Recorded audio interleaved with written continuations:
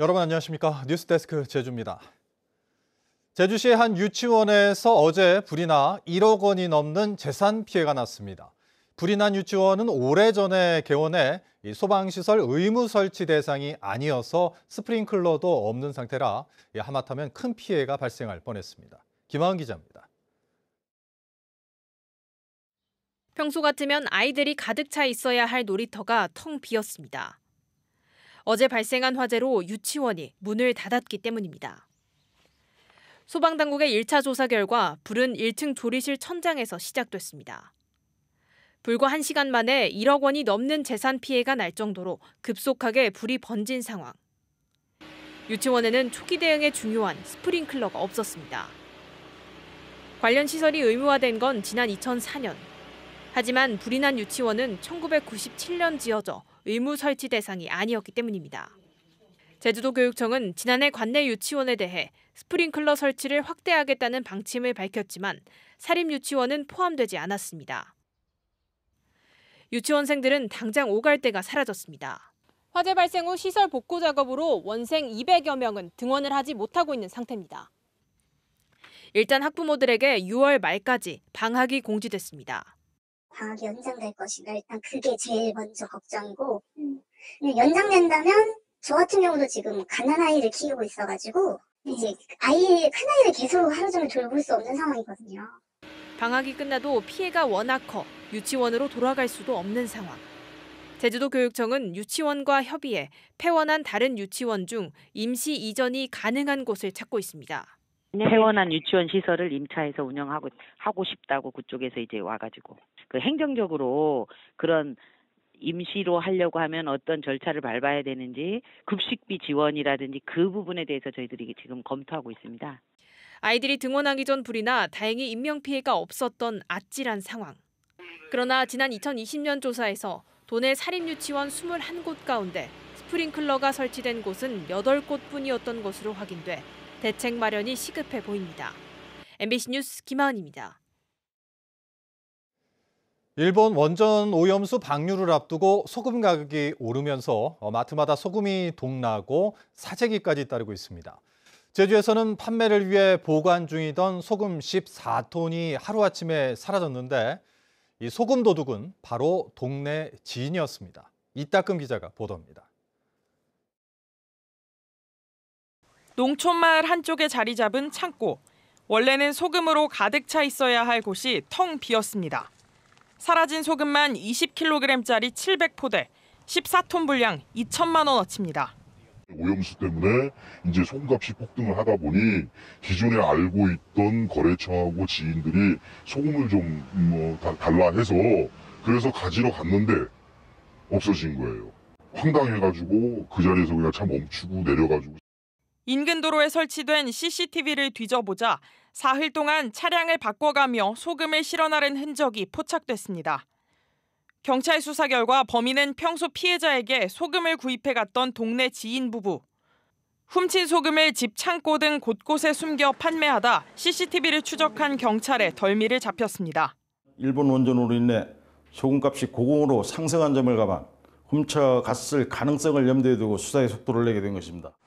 훔친 소금은 2018년산으로 오래 묵혀 간수가 빠진 특수 소금이라며 일반 천일염보다 더 비싼 값에 팔았습니다. 범인들이 훔쳐갔던 소금입니다. 창고에서 20kg짜리 소금 700포대가 사라졌지만 현재는 채 절반도 남아있지 않습니다. 경찰은 소금을 훔친 60대 부부를 특수 절도 혐의로 긴급 체포하고 구속영장을 신청했습니다. MBC 뉴스 이따금입니다.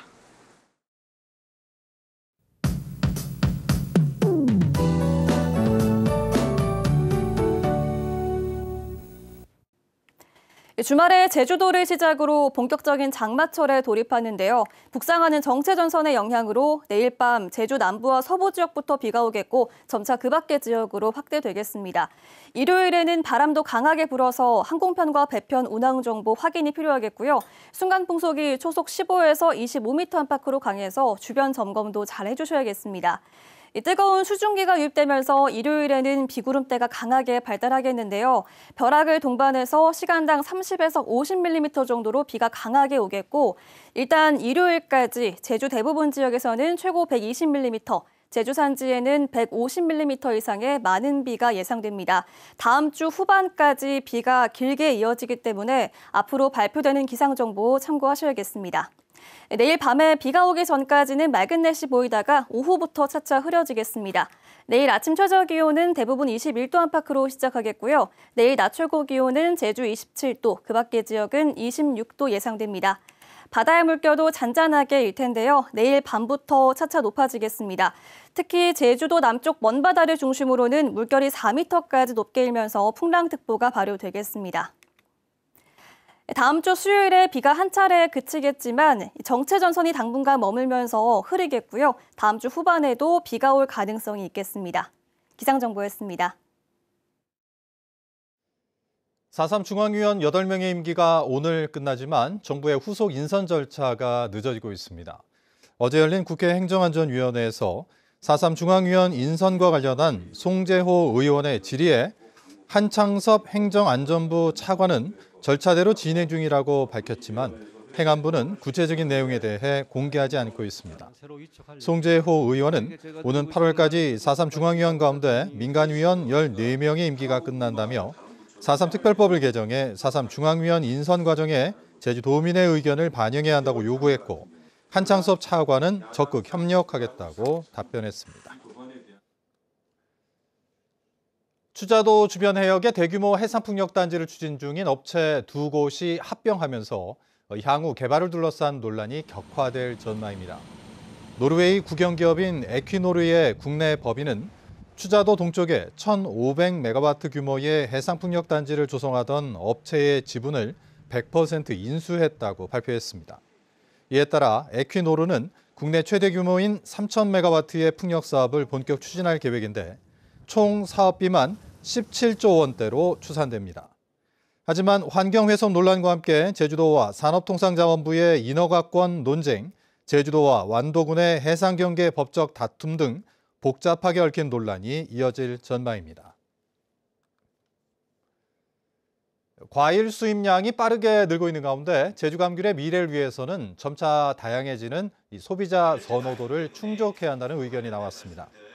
제주 농업인단체가 마련한 토론회에서 장민기 농정연구센터장은 지난해 과일 수입량이 106만 톤, 2조 원어치로 10년 만에 갑절 이상 늘었다며 소비자의 과일 선호도 변화를 따라잡을 수 있는 차별화 전략이 중요하다고 밝혔습니다. 특히 다른 작물에는 없는 비상품 감귤 수매 정책을 재검토해야 한다는 의견도 제시됐습니다. 최근 제주에서 코로나19 확진자가 늘고 고위험군의 중증화율이 증가하고 있습니다. 제주도에 따르면 코로나19 확진자가 전국적으로 4주 연속 감소세인 반면 제주는 3주 연속 증가세를 보이고 10만 명당 하루 평균 발생률도 제주는 61.4명으로 전국보다 갑절 높았습니다.